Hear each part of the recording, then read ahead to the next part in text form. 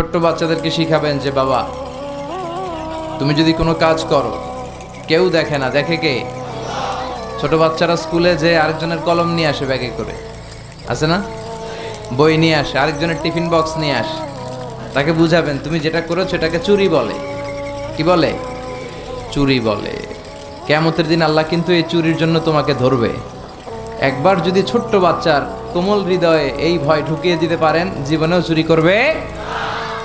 এগুলো শিখায় না, বড় হয়ে হয় বড় বড় চোর, ডাকাত, দেশের টাকা ডাকাতি করে চুরি করে, আছে না নাই? মানুষের টাকা লুট করে, আছে না নাই? কারণ ছোটবেলা থেকে আসল শিক্ষাটা পায় নাই। কাঁচা না নোয়ালে বাস, পাকলে করে।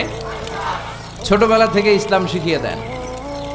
ইসলাম বলে তোমার বাচ্চা জন্মগ্রহণ করেছে, নবজাতক শিশু, নিউ বর্ন বেবি, তার আমল নামা এখনো শুরু হয় না, 10 বছর পরে শুরু হবে।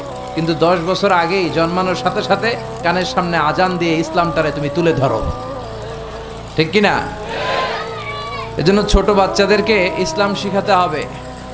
ওদেরকে বুঝাবেন, ওদের হৃদয়টা কোমল, এখন যা শিখাবেন ওইটাই ওর মনের মধ্যে গেঁথে যায়। কথা বলেন। আপনি যদি এখন কোরআন শিখান, শিখবে কোরআন। আর যদি গান শিখান, শিখবে।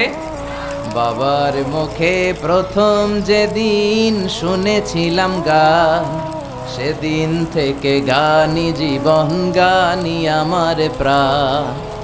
নাউজুবিল্লাহ পড়বেন না? এর কারণ বাবার কাছ থেকে ছেলে শুধু গানই শুনেছে, কোরআন শুনে নাই। কথা বলেন।